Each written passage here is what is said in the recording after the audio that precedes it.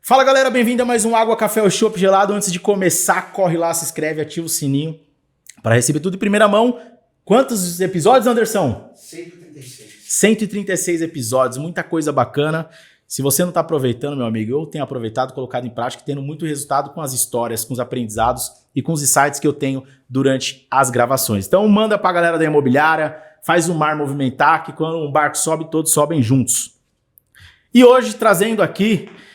conheci ela, posso dizer que recentemente, né, através de conteúdos educacionais, achei muito bacana, acho que transborda o mercado imobiliário assim, né? Então fica aqui a abertura para você se apresentar para a nossa audiência. Oi Felipe, tudo bem? Bom, primeiramente, muito obrigada pelo espaço, né, aqui a oportunidade de falar, obrigada pela paciência de aguardar essa oportunidade e me fazer o convite de estar aqui. Eu sou Lídia Costa, tenho 6 anos de mercado imobiliário, sou uma goiana que mora aqui em São Paulo, apaixonada pelo mercado, o mercado que mudou a minha vida, a vida de toda a minha família. E há 2 anos atuando no educacional, hoje eu tenho mais de 1.300 alunos aí em todos os lugares do Brasil, faço palestra também, não só em São Paulo, atuo em São Paulo, mas também em outros estados. E tenho muito a aprender ainda, mas graças a Deus já tenho um pouco de história para contribuir também. Aprender sempre é bom, eu falo que quando eu me apresento, depois da minha apresentação eu falo que na verdade sou um estagiário, né? É isso. Que o estagiário ele tem 2 funções, servir e aprender. Então a gente não pode perder esse espírito de estagiário nunca, porque senão a gente vai entrar num estado de que já sabe tudo e é muito perigoso, né? Tem uma frase que diz que a maioria das pessoas morre aos 30 anos, né? Porque alguns já construíram muita coisa e deixam de sonhar. Então acho que faz muito sentido também com essa conexão do aprendizado, né? A gente precisa estar em constante aprendizado para a gente entender que a gente não é o sabichão e ter humildade também, né? Exatamente. E olha assim, ó, você trouxe um negócio muito legal. A gente deixa de sonhar. E tem muitos corretoras, que não tem nenhum objetivo muito claro assim, sabia? Que você vai bater Primeiro, se você fala assim, quem aqui tem um objetivo? Todo mundo fala que tem. Mas na verdade não tem. Sim. E aí você fala, o que você quer até o final do ano? E as pessoas não sabem responder. As pessoas não sabem o que vão buscar, tipo assim. E é sobre o sonho, né? Posso falar sobre isso? Pode. O que acontece? Uma vez eu participei de uma palestra que me tocou muito, assim, sabe? Eles falavam assim, vou fazer a pergunta a você. Qual o nome da sua bisavó, você sabe? Não. Nem fui muito longe. O que acontece? Deve ser Maria, que tudo antes era Maria. Nossa, a mesma resposta que a minha mãe me deu. A minha mãe fala assim, uma vez eu perguntei pra minha mãe, porque eu também não sei o nome da minha, né? Uhum. E aí ela falou assim, deve ser Maria, porque naquela época todo mundo chamava Maria alguma coisa. E aí o que eu entendi? Que essas pessoas não fizeram nada que marcasse as próximas gerações.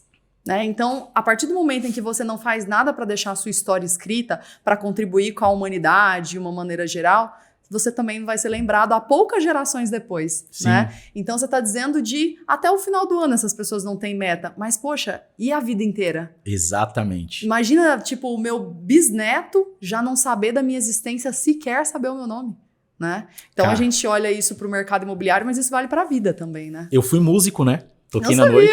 Toquei na noite. Esse homem tem história, viu? Toquei na noite um bom tempo.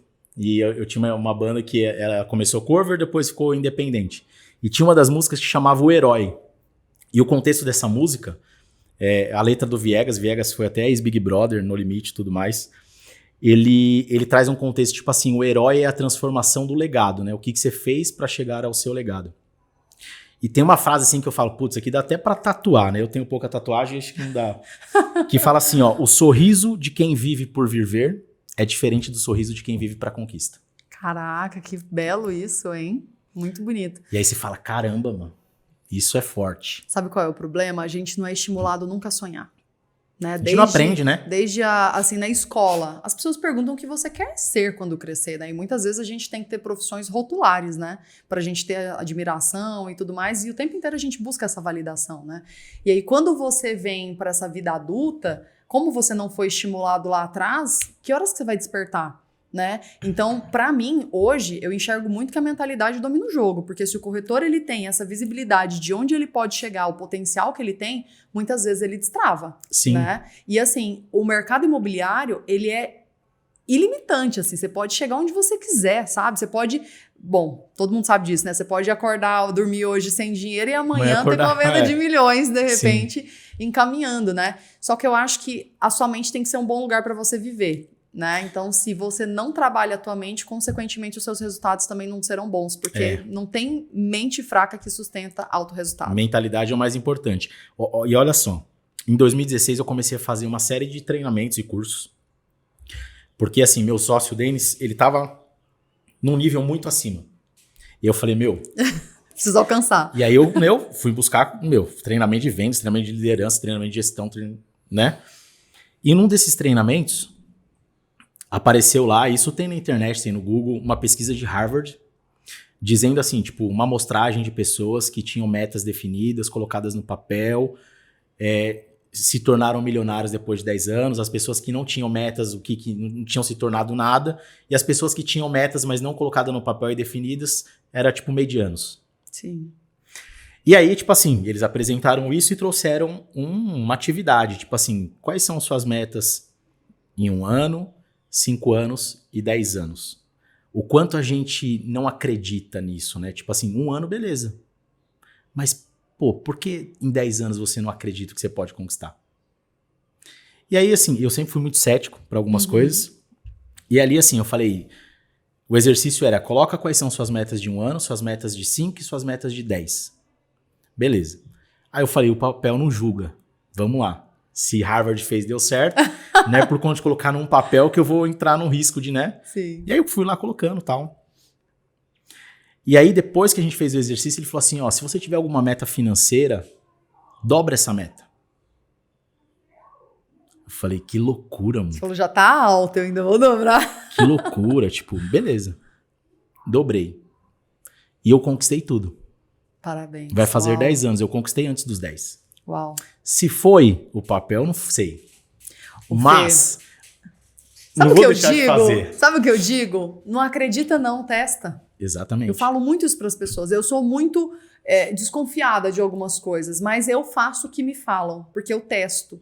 E aí, na medida em que eu testo, eu falo, isso dá certo, isso não dá certo. E isso é tão verdadeiro que no meu primeiro ano de mercado, eu vim de uma realidade muito crítica financeiramente falando, sabe? E no meu primeiro ano, me falavam sobre mapa dos sonhos. Uhum. E aí eu fiz, né, toda uma imagem de eu ser campeã, tá? recortadinho. Só que tem um detalhe. Eu mandei imprimir a foto de um empreendimento da construtora que eu trabalhava, que era o mais caro. Na época era 17 milhões de reais, 2020 isso. E aí eu peguei, imprimi a foto e coloquei lá. E ficava na cabeceira da minha cama, todos os dias que eu acordava, eu olhava essa foto. Eu vendi naquele ano esse imóvel. Então, assim, o que eu quero trazer, complementando tudo isso, né? Que a visualização, ela te traz poder, né? A visualização, ela te leva a um ambiente que você consegue muitas vezes usufruir, porque o nosso cérebro não consegue discernir o que é verdade e o que não é, né? E aí, trazendo um paralelo no que você disse, o poder da ambiência. Sim. O que você disse? O teu sócio era uma pessoa que estava muito à frente de você, né? Então, isso mostra o quanto a gente precisa se colocar em ambientes que nos gerem oportunidades. E você falou olha que interessante, poder da visualização. E aí a gente vai a fundo. Eu assisti o documentário do Michael Jordan e assim falei, nossa. Aí eu falei assim, cara, esse cara foi muito foda. Eu queria entender quem era o técnico desse cara. Porque assim, ser técnico de um time muito foda, alguém tem que ser, né? E aí eu fui pesquisar. Phil Jackson foi o técnico da série campeã dos Chicago Bulls. E aí eu vi que ele tinha um livro, Cestas Sagradas. E nesse livro ele conta várias paradas, assim. Ele conta como foi contratar o David Rodman, como que foi treinar o Jordan. E ele falava assim, ó, o Jordan, ele tinha uma visualização de tudo que ele ia fazer. Uau. E, pô, se o Michael Jordan trabalha visualização, o Ayrton Senna, ele andava na pista antes da corrida para visualizar. Se o Ayrton Senna faz isso, por que eu não vou testar? Quem sou eu, né? Não é? Então, assim, cara, tem várias coisas que grandes ídolos, pessoas que com alta performance fazem que, vamos lá, pô, será que não faz sentido? Será que a amostragem não é tão grande para eu olhar e falar assim, olha aqui, deixa eu testar, deixa eu me permitir. E eu acho que a visualização é algo muito importante. Sabe que nesse ano em que eu vendi o imóvel aí que eu comentei, enfim, eu li o livro O Milagre da Manhã. E ele fala exatamente sobre isso. O que acontece? A gente acorda e muitas vezes a gente já acorda na agitação, correndo ali, estendeu os 5 minutinhos, que às vezes passa de 5, enfim. E aí você já começa o teu dia num pico de adrenalina. E ele sugere que você acorde pelo menos 1 hora mais cedo para você dedicar essa primeira hora do seu dia para você. E aí ele coloca lá sugestões de tempos, né? Mas em resumo você utilizar esses 60 minutos para você visualizar as coisas que você quer para a tua vida.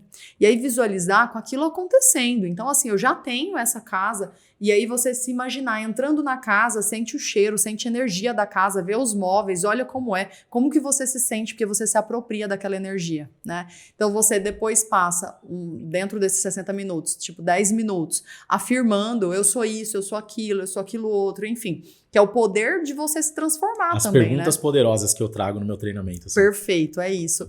E aí depois ele fala 5 minutos de uma atividade de alto impacto, para quê? Para você começar o dia acelerado, mas não com algo que tá te tirando do eixo como um atraso, e sim algo que vai te trazer algum tipo de benefício como uma atividade física. Então ele faz um polichinelo, alguma coisa do tipo, sabe? Para você acelerar o teu coração dentro daquilo. Exatamente. Mas assim, era exatamente o que eu fazia a partir deste ano, quando eu conheci esse livro, sabe? Então, de novo, eu não acreditei, eu testei, deu certo. É sobre isso. Agora vamos voltar um pouquinho? Bora! Por que você chegou no mercado imobiliário?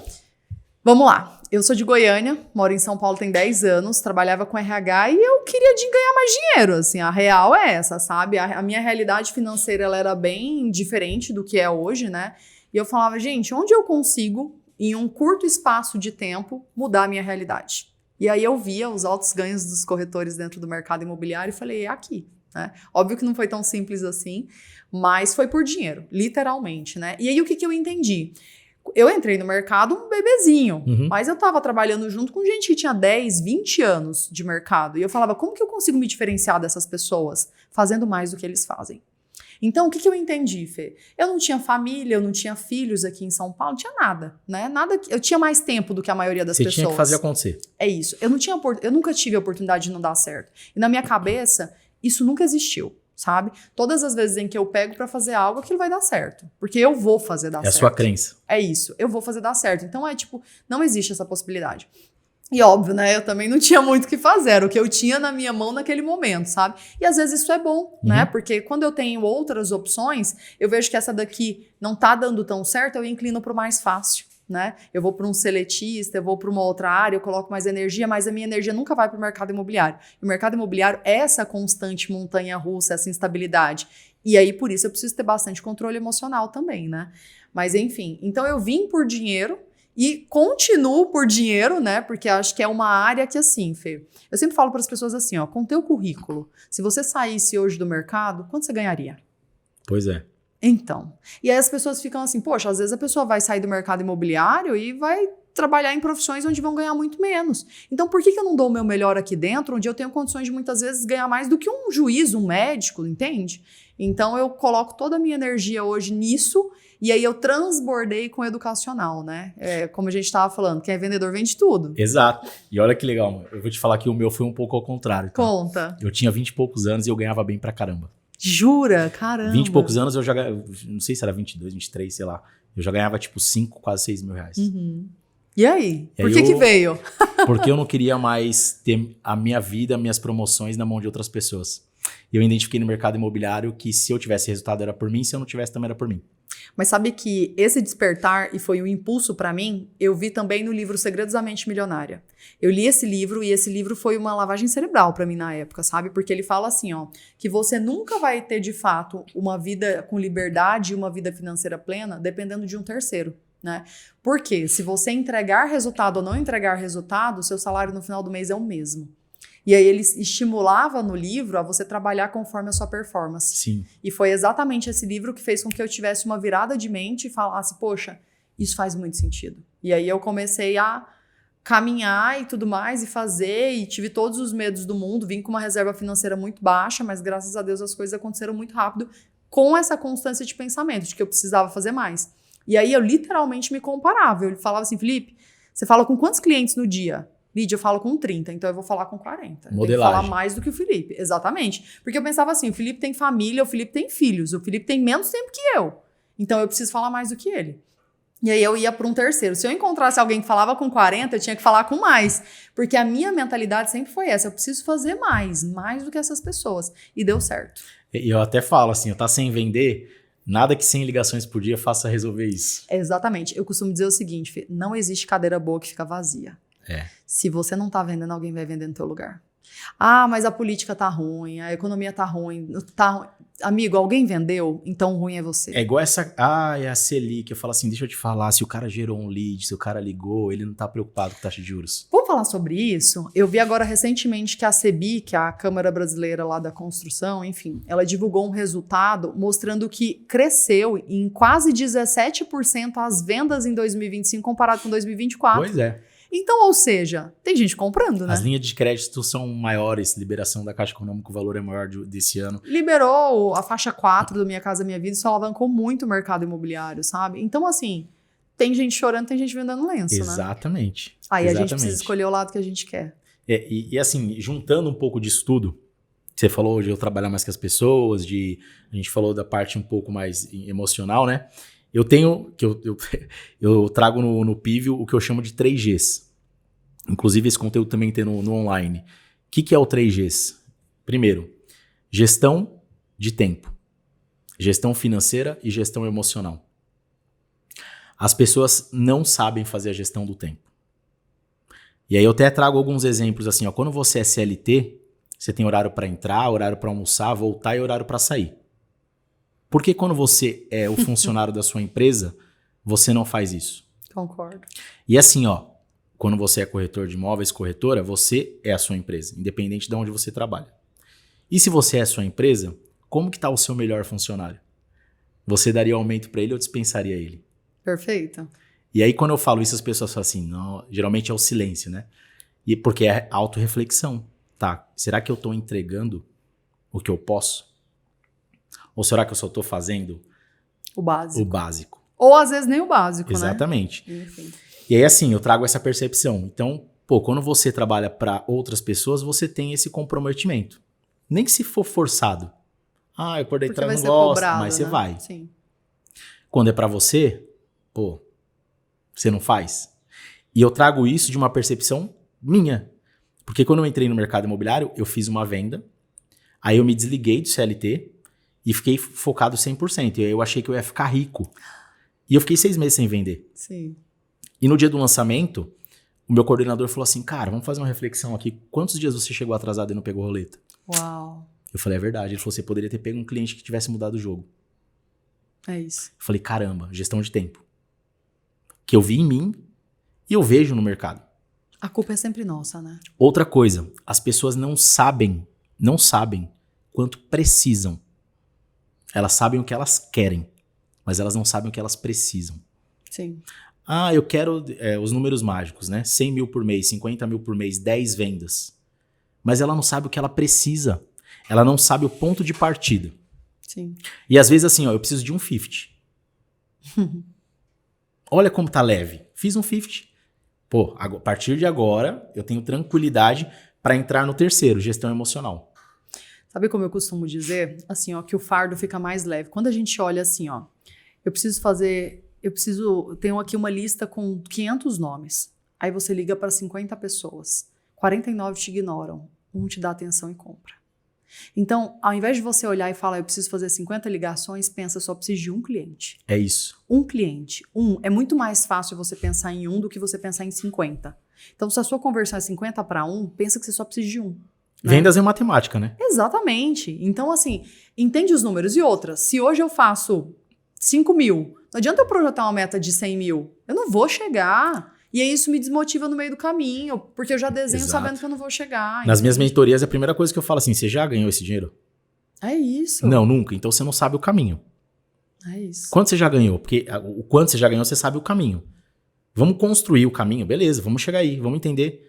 Você conhece alguém que ganhou? Conheço, então é possível. É isso. Mas se você nunca ganhou, você não sabe o caminho.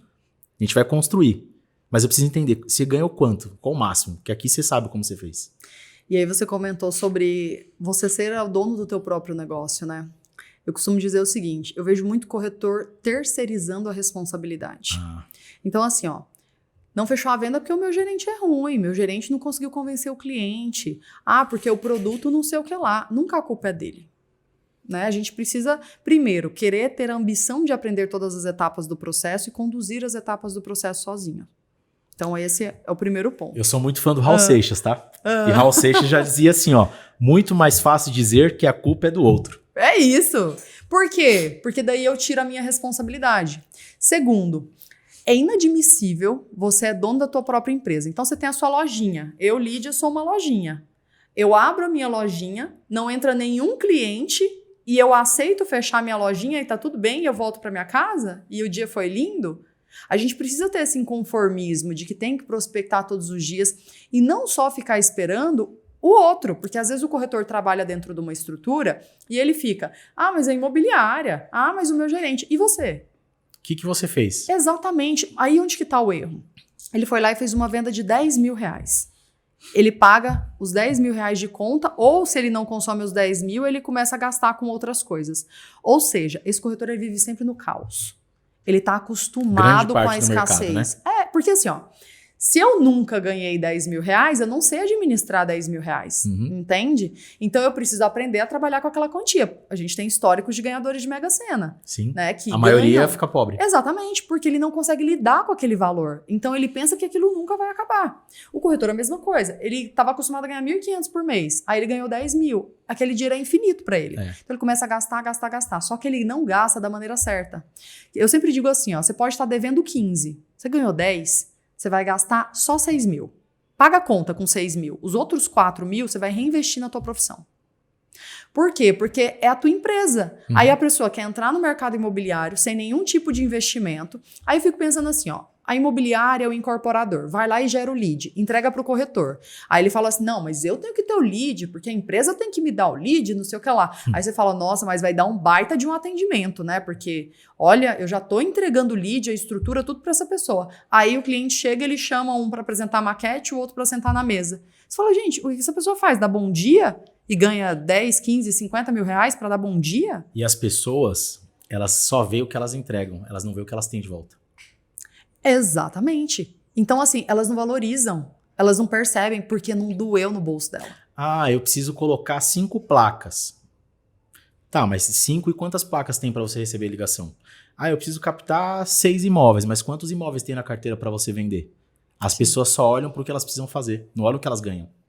Eu costumo dizer que tem muita gente jogando para não perder e a gente tem que jogar para ganhar. É isso. Então, assim, a pessoa tá muito preocupada em eu não posso perder, eu não posso perder, eu não posso perder. E quando você vai começar a jogar para ganhar? Sabe? Quando você começa a mudar o jogo, olhar e falar assim, poxa, isso realmente faz sentido para mim, isso realmente agrega, é isso que eu quero, como que eu vou fazer? Deixa eu desenhar um plano de ação, deixa eu redesenhar a rota. Conceito de Pareto, onde eu coloco 20% da minha energia que traz 80% do seu resultado. E se eu fizer mais disso? Será que eu não vou ter ainda mais resultado? Sim. Porque eu costumo dizer assim, ó, quando você entra no mercado, você tem que testar todas as maneiras de prospecção de cliente. Isso é infinito, né? Para ver qual Teste sempre. Exato, mas para ver qual que você mais se identifica, qual que vai te dar mais retorno. Investe mais energia naquela. Só que a gente também precisa estar em constante evolução, porque daí eu entro no mercado, eu não sei vender, eu não sei negociar, eu não sei sequer conversar com o cliente e eu quero ter a vida dos sonhos. Então a gente precisa ter o pezinho no chão também, né? Não dá para eu chegar lá, o sucesso ele é construído, né? Todo mundo que chegou lá um dia construiu isso, a gente não nasce pronto. Só que eu vejo hoje que as pessoas estão querendo mais chegar do que construir, sabe? É um problema. Você falou aqui, eu tenho uma verba sempre destinada a teste. Então assim, vamos pegar aqui, vamos colocar em tal lugar. Pô, entrou tanto de lead, mas eu quero saber não a quantidade de lead, quero saber a conversão que eu tive disso. Não foi boa, vamos pegar essa verba e colocar em tal lugar? E aí a gente vai testando. Então assim, eu não dependo só de um lugar. Mesmo que dê muito certo. Eu tenho uma verba que eu sempre testo alguma coisa. E é o certo, Fê, porque assim, eu preciso... O mercado ele é muito variável. Eu costumo dizer assim, ó, eu tenho anotado desde quando eu entrei no mercado imobiliário, o quanto eu ganhei cada mês. E também quanto eu tive de conversão cada mês. Porque tem meses que você dá um estouro. E aí eu falo assim, o que eu fiz nesse mês? que deu certo. Porque às vezes nem era algo que estava na minha estratégia. Eu fiz um negócio sem querer e me deu um resultado. Então, eu vou investir mais energia naquilo, mas eu preciso testar. A gente não tem uma fórmula que vai funcionar desde quando o mercado é mercado até o resto da vida, né? Tudo muda. As pessoas mudam, o comportamento humano muda. Veio uma pandemia, mudou de novo o comportamento das pessoas, o comportamento de compra. Então, assim, a gente precisa se adaptar. A economia, a Selic, não sei o que lá. Amigão, você não precisa vender? Vai lá e vende. E importante, quem entrou na pandemia não sabe o que é mercado imobiliário. Não, né? Porque foi bom, né? Mercado imobiliário é isso daqui. Mercado imobiliário é isso daqui. É isso. Mas assim, ó, tem um lado bom desses momentos mais desafiadores, é que limpa quem é ruim. Limpa quem é. Quem surfa a marola, né? É isso. Então, assim, a galera que não é corretor, que veio tirar onda, sai rápido do mercado, sabe? Então, assim, essa é uma fase boa também, sabe? Os fortes sobrevivem, né? E assim, a tendência é que tem uma tendência de queda de Selic agora no final do ano e acredito que no início de 2026 também seja ainda melhor, sabe? Então, assim, e o segundo semestre sempre é melhor. Então, a gente começou falando sobre meta, sobre planejamento, sobre mentalidade. Se a pessoa conseguir pegar a mensagem que a gente está tentando transmitir aqui, ela consegue mudar o segundo semestre, que já historicamente é melhor, né? Sabendo aonde quer chegar e o que quer realizar, né? Primeiro passo. E colocando a mão na massa, né? É, o bora pra ação, né? Tá tatuado também? Tá tatuado, bora tem uma enciclopédia aí. Senão vira filósofo de boteco, né? Sabe muita coisa, mas não conquistou nada. Eu costumo dizer que tem gente que é cemitério de conhecimento, sabe? Então eu vejo tudo. Eu vejo podcast, eu vejo YouTube, eu leio livro, mas eu não coloco nada em prática. Meu amigão, o conhecimento entra em você e morre. Então, exato. Muitas vezes você não é a pessoa que não tem nem valor, porque se morre em você é sinal que você nem transborda para a vida do outro, sabe? Cara, isso é um perigo, né? Eu costumo dizer o seguinte: a vida das pessoas só é transformada quando você consegue transformar a vida do outro, né? Então, a minha entrada no educacional é também por isso. Eu falei, poxa, eu consegui em 3 anos de mercado mudar a minha vida financeiramente, assim, a minha, da minha família. Eu falei, eu fiz alguma coisa que essa galera não fez. Então, deixa eu compartilhar isso. Sem contar que a gente aprende um monte, né? Aprende. E é gostoso, né, Fê? Porque assim, hoje eu pego, aí eu vou lá, toda vez, nenhuma palestra minha é igual. Eu vou lá e eu sempre tento diversificar o conteúdo, porque eu acredito que pode ter uma ou outra pessoa nova e falar, a mesma coisa que essa menina tá falando, entendeu? Então, assim, a gente aprende muito, a gente cresce muito, sabe? E as pessoas falam assim, Lídia, mas você é muito estudiosa. Eu falo, não é que eu sou estudiosa, é que eu gosto, eu tenho vergonha de não saber. Então, isso faz com que eu estude, né? Eu tenho a ambição de sempre querer saber sobre determinados assuntos. Então, isso faz com que eu estude mais. Mas eu nunca fui a número 10 da sala, a top da... Não, eu era aquela que estava ali sempre próximo, mas eu não era a top 1 nunca. Mas olha que legal você falar isso. Eu fui num treinamento e aí o cara que estava dando uma palestra, ele falou exatamente isso. Ele falou assim, cara, tem um estudo que diz o seguinte... Que aquela galera lá da frente da sala, tipo nota 10, essas pessoas hoje ocupam cargo, tipo assim, de no máximo ali executivos. A galera do fundão, que era nota 7, 8, que conversava pra caramba, fazia bagunça, essa galera é CEO, é dono de empresa. Por quê? Porque essa galera tem soft skills de comunicação, tem soft skills que potencializaram na carreira deles. E eu falei, meu Deus, meu. Olha, de qual turma? Do fundão? Eu era do fundão. Mas assim, mas olha só, eu comecei a olhar pra minha filha, porque assim, a minha filha é tipo um papagaio. E aí você vai na reunião de escola, a professora fala assim, as crianças conversam demais, mas aí você já desconstrói aqui e fala assim, isso é um soft skill positivo pra ela quando ela crescer. Né? Claro, os exageros sempre são ruins. Sim. Mas olha que eu criei uma percepção que eu não tinha. Isso é engraçado porque, assim, ó, quando eu era criança, eu era muito boa em português, mas eu tinha muita dificuldade de matemática. E aí, o que minha mãe fez? Me colocou em aula particular de matemática. E eu fico pensando se a minha mãe tivesse me colocado em aula particular de português, para ela potenciar o que eu já era boa. A gente tem muita mania, às vezes, de colocar energia naquilo que tá ruim. Sim. Só que a gente esquece de potencializar aquilo que a gente é muito bom, sabe? Então, acho que muitas vezes a gente precisa, não só na infância, né, mas na vida inteira olhar isso. O que eu sou muito boa e potencializar aquilo. Exatamente. Eu era o cara que... Eu tenho uma galera que estudou comigo que chama até que tem a turma da 5ª série aqui na imobiliária, que estudou comigo que falava assim, esse não vai dar em nada. Esse não vai dar em nada. E assim, é uma percepção que eu criei porque eu falei, caramba, legal esse conceito de você entender que nem tudo é ruim. Que tem qualidades que você, na vida profissional, você vai usar que vão ser super positivas. E às vezes você fala assim, ó, para de falar que você tá falando demais. Você trava uma criança que futuramente ela não consegue se comunicar. É isso. Quando eu era CLT ainda, eu sempre fui muito questionadora, mas eu era questionadora porque eu gostava de entender as coisas. Uhum. Isso é algo que me incomoda hoje, porque as pessoas falam muito assim, ó, trabalha seu posicionamento, trabalha sua marca pessoal, você tem que fazer cadência de contato, mas ninguém te ensina como. Né? Então, se você me perguntasse qual que é teu diferencial como educadora, eu ensino como. Eu te ensino por quê. Porque eu sempre fui a pessoa que busquei muitos porquês. Tá bom, mas por que eu tenho que aprender essa fórmula? E era por isso que eu tinha dificuldade de matemática, porque eu falava, tá, mas em que momento eu vou usar isso na minha vida? Então, assim, aquilo eu não concordava, então eu já criava uma barreira com aquilo, sabe? E eu cresci muito com isso, sabe?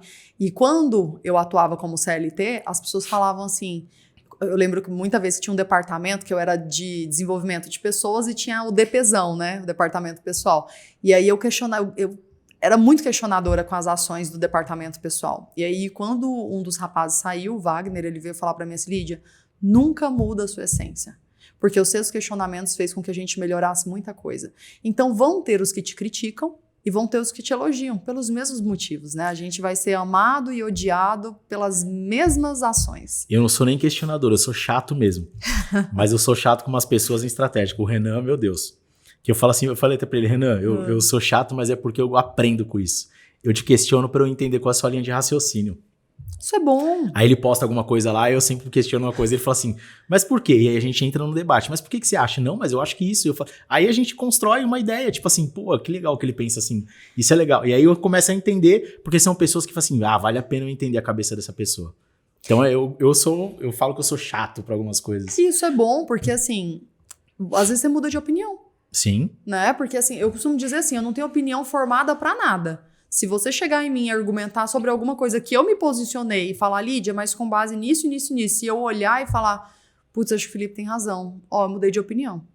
Isso é importante a todo momento, né? Flexível, né? Nada na vida precisa ser a ferro e fogo e acho que a vida se torna mais leve também. E Lídia, o que você acha sobre a inteligência artificial que tá chegando aí? Impacta ou não impacta? Tem impacta. Usado? Como que você Na verdade, eu uso, tá? Impacta. O que eu não gosto, tá, Fê? Eu sei que tem algumas empresas que usam desde o primeiro atendimento. Eu vou sempre defender que o primeiro contato precisa ser por ligação, precisa ser um contato humano. Lídia, mas as pessoas não atendem telefone. Aí, ok, a gente parte ali para um WhatsApp, alguma coisa do tipo, sabe? Mas eu, Lídia, abomino mensagem automática. Se eu mando uma mensagem para alguém e fala, olá, estou fora do horário de atendimento, já me irrita aquilo, sabe? Ou selecione uma das opções.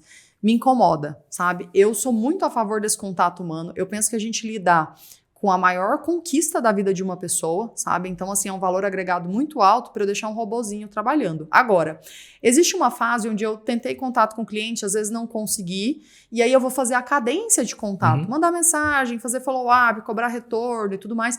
Ali eu já sou a favor, porque é automático. Eu vou mandar a mesma mensagem para várias pessoas. Aí energia eu concordo. no lugar certo, né? É isso. Então, assim, eu acho que tem que separar os papéis, né? Acho que o primeiro contato tem que ser do corretor, rápido nos primeiros 5 minutos, porque nos primeiros 5 minutos o cliente está pesquisando sobre o imóvel. Passou 5 minutos, ele foi tomar banho, foi cuidar do cachorro, foi fazer qualquer coisa que seja. Deixou de ser relevante aquele assunto. Né? Agora sim, ó, Anderson, dá pra aproximar a câmera aqui, ó, câmera 3? Eita! A galera que não acredita em ligação. Tem gente dentro da cadeia ganhando dinheiro dando golpe. É isso. Como que eles conseguem? É isso. Porque o que acontece? Quando você fala com a pessoa, primeiro que assim, trazendo para o mercado imobiliário, poxa, você consegue muito mais informação. Sabe? Assim, imagina, eu vou mandar um questionário. Quando você pensa em se mudar, quando você já visitou outros imóveis, o que você achou? Quais regiões? Você aceita bairros vizinhos? Quantos quartos? Quantas vagas? Tem algum item que é... Poxa, já mandei 10 perguntas para a pessoa vai olhar aquele formulário enorme no WhatsApp, não responde. Tempo, né? Quanto tempo eu vou gastar? Isso. Não vou. Agora, eu ligo e tem às vezes, você vai ligar para a pessoa e vai falar assim, me manda no WhatsApp. Claro, a gente pode seguir com o atendimento pelo WhatsApp, mas eu só preciso tirar algumas dúvidas com você para que eu seja mais assertivo e poupe também o seu tempo. As pessoas sempre fazem as coisas motivadas por algum tipo de benefício. Então, se eu mostro para a pessoa que ela vai ter algum tipo de ganho com aquele contato no telefone, ela me ouve. É igual venda de cota, né? Você tá passeando lá, isso acontece muito em Olímpia aqui, a galera vai saber. Deixa eu te falar, você não quer ganhar tal coisa? Eu vou te dar um ingresso pro parque. Ah, eu quero, pô, eu ia gastar R$200 pra entrar no parque. Não, eu vou te dar. Você só precisa ir ali, ó, ficar 30 minutos ali numa reunião. Ah, eu vou ficar porque eu vou ganhar. E daí a pessoa vai ficar 3 horas e sai com a cota comprada. É bem então, isso. o que eu ganho? Então as pessoas veem e têm a percepção do ganhar, né? É isso. Então, assim, se eu mostro pra pessoa que ela vai ganhar tempo, que ela vai ganhar uma condição especial, que às vezes você vai ser mais seletivo e vai poupar o tempo dele de mandar um monte de imóvel que às vezes não faz sentido. Né? Então, ó, pra eu ser assertiva e te mandar de fato um imóvel que faz sentido pra você, me diz o seguinte, e começa a fazer as perguntas. E às vezes a pessoa vai falar, se for rapidinho, beleza, o rapidinho às vezes vira 3 minutos, 5 minutos, 10 minutos, vai depender do quanto aquele assunto é importante para aquele cliente naquele momento. Você tem 5 minutos, né? Tipo, 5 minutos? Eu falo assim, ó, é rapidinho. Rapidinho, e aí eu começo. E óbvio, se a pessoa tiver algum compromisso, ela vai me interromper. Vai. E aí ela vai falar, beleza, eu retorno no outro horário. Só que assim, eu não posso me igualar a todo mundo, porque o que todo mundo faz hoje? Manda o WhatsApp. Exatamente. Eu gosto da questão dos 5 minutos, porque você vai reforçando, ó, como eu só tenho 5 minutos, eu vou fazer uma pergunta rapidinho. E a pessoa fala assim, não, pode falar, vai. Aí você fala, agora então. Ganhei, né, agora tem meia hora. É. Tô brincando. É verdade, aí você ganha tempo, né? E tem até corretor, quando tem tempo com o cliente, ele tem medo, né? Tem aquele corretor, quando tá na vez, ele torce pro cliente não chegar, né? Não só isso, né? O corretor, ele começa a fazer a oferta e ele torce pro cliente não atender, né? Ele fica, ai meu Deus. Ele engana ele mesmo. Deu 2 toques aqui, ele... Ele, funcionário da empresa dele, engana o dono, que é ele também. É loucura isso, né? É tipo o cachorro correndo atrás do rabo, né? Sabe o que acontece?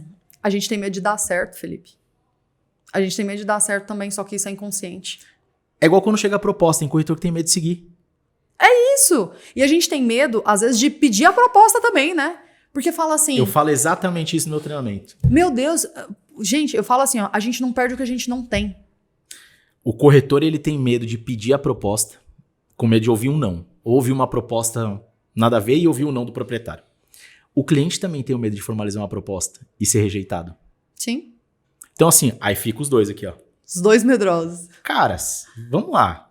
Puta, eu quero mandar 10% abaixo. Formaliza a proposta. É isso. Vou brigar por você. Aí você vai estudar a proposta, né? Agora o corretor, ele tem medo de pedir proposta. Mas sabe o que acontece? Sempre que a gente está diante de algo que a gente enxerga como muito grande, e às vezes ele não tem conhecimento suficiente, porque ele pensa assim, por que as pessoas às vezes pedem a proposta pelo WhatsApp? Porque é mais fácil dele pesquisar alguma coisa ali antes de responder uma possível pergunta ou contornar uma objeção do cliente. E pessoalmente ele não tem esse tempo de pesquisa. Exato. Só que aí tem um perigo agora. O seu cliente está usando a inteligência artificial também. Claro que tá. Então o seu cliente muitas vezes vai chegar com mais informações do que você. Sim. Ou com mais objeções. Sim. Aquele pedido por mais informação, né? Escondido a tal objeção. Então é um perigo você querer receber por WhatsApp. Você dá essa margem de tempo do cara pesquisar muito. Cara, é no tete a tete. Venda, a gente sempre fala que venda é emoção, né? Então, venda é você olhar ali, envolver o cliente e tudo mais, apresentar a oportunidade. E eu costumo dizer o seguinte, aquele cliente que elogia tudo, ele dificilmente compra. Que o imóvel é perfeito e tal, que ele amou, que é isso. Dificilmente ele compra. Ele só tá fugindo, né? É isso. O cliente que coloca objeção é o cliente que gostou, mas tem ressalvas. Então, pesquisa mostra que o cliente faz de 3 a 5 objeções antes de fechar uma venda. Então, quando o cliente começar a fazer objeção, a gente deveria ficar feliz. E um produto tem no máximo 6 objeções. Olha, não tinha essa informação. Que bom, obrigada por compartilhar. Pode desenhar qualquer produto.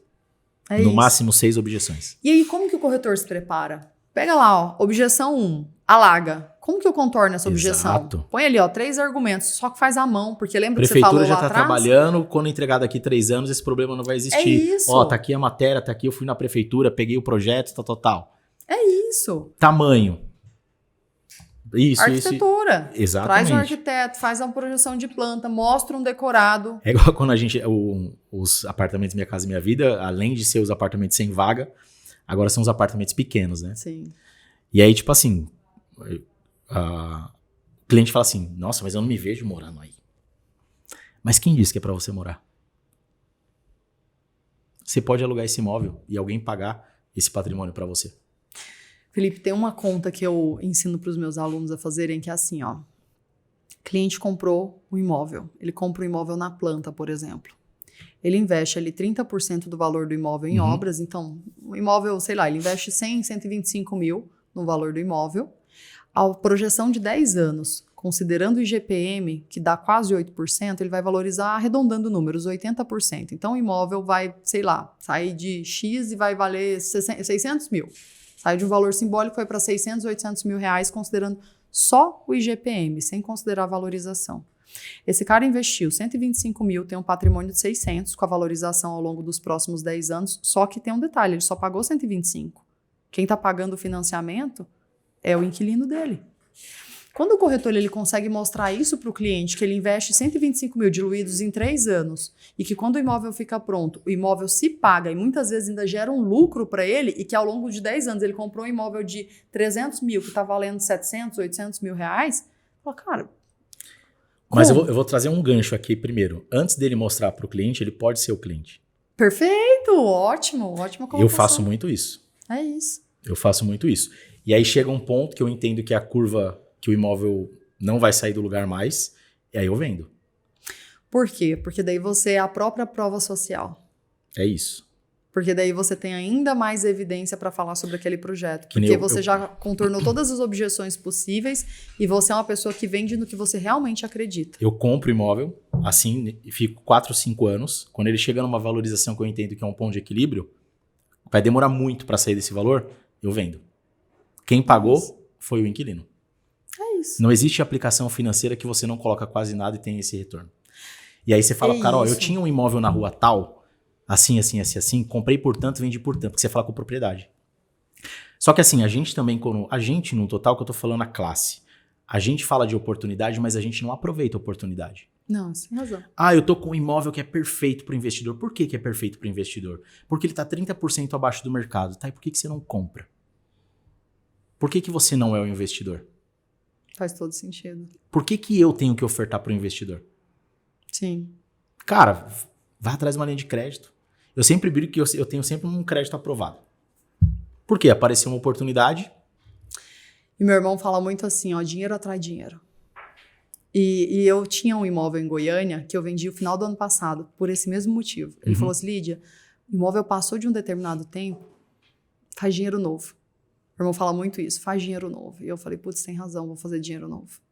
E foi exatamente o que eu fiz. E eu fico maluco. Eu comprei um imóvel na planta, paguei tipo X e ele quase dobrou. E aí eu falei, vou vender. Vou comprar terreno, vou construir. Minha esposa, não. Eu falei, mas eu só não vendi porque minha esposa quer muito morar lá. Mas eu já comecei a pensar assim, ó, o que dá pra fazer com isso? Dá pra comprar outro, dá pra fazer não sei o que lá. Dinheiro novo. É a cabeça novo. De fazer as coisas renderem, trabalhar mais. Lídia, chegando ao final aqui, o que você pode deixar de recado? O que você pensa futuro mercado imobiliário aí? Bom, o que eu posso deixar de recado é assim, ó. Eu penso que o mercado imobiliário é uma das únicas profissões em que você pode trabalhar com qualquer idade, né? Então, assim, eu entro no mercado hoje e eu posso me aposentar aqui, né? E a constância de resultado, de venda, é na medida em que você melhora. Então, na medida em que você melhora, seus rendimentos também crescem. Então, para se melhorar, né, como pessoas, para se melhorarem de uma maneira geral, buscar adquirir mais conhecimento, abraçar mais a profissão e automaticamente esses resultados virão. E quanto mais tempo passa e você segue nessa constância, mais você vende, mais você ganha dinheiro e aí você vai formando o teu patrimônio imobiliário, vai tendo mais credibilidade e adquirindo mais conhecimento para entregar também valor na vida do outro. Tendências do mercado imobiliário 2025. Esse segundo semestre já começou maravilhosamente bem para mim, então eu não posso reclamar sobre isso. O sorriso dela entrega. Eu não sei disfarçar. Não, eu tô muito feliz mesmo, assim, acho que o segundo semestre, historicamente, para mim, sempre foi muito bom.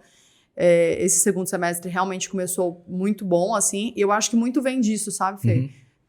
Tem alguém vendendo, se eu não tô vendendo, é eu que sou ruim. Eu que preciso melhorar, onde é que eu tô errando, sabe? Então, precisa ter essa luzinha alerta sempre para entender onde é que eu preciso melhorar no meu processo. Vendia 1.000 imóveis, agora vende 300. Eu quero estar no meio da galera que vende os 300. É isso, é sobre isso. Então, assim, se diminuir, eu preciso estar pelo menos entre os que estão vendendo.